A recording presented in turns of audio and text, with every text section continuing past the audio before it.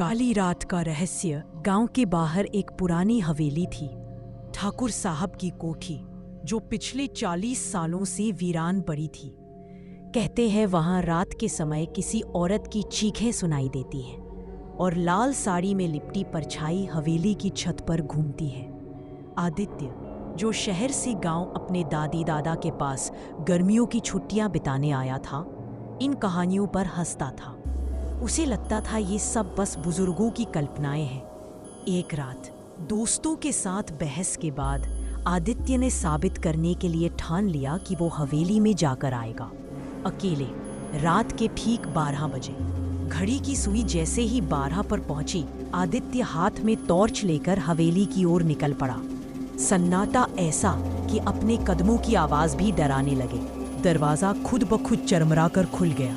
अंदर धूल मकड़ियों के जाले और टूटी फूटी फर्नीचर थी। टॉर्च की रोशनी जैसे ही सामने वाले आईने पर पड़ी, आदित्य को अपने पीछे एक लाल साड़ी में लिपटी औरत की झलक दिखाई दी।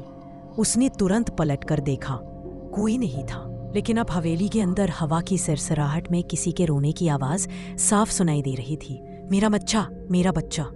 आदित्य के पांव जैसो जम गए। आवाज ऊपर की मंजिल से आ रही थी।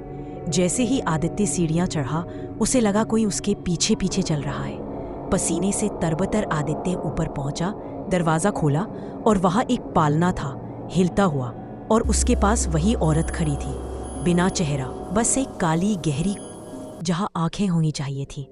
उसने आदित्य की ओर देखा और चीख मारी, तू भी मेरा बच्चा है। अगली सुबह गांव वाले हवेली के पास जमा हुए। दरवाजा खुला था, मगर आदित्य का कोई नामो निशान नहीं था।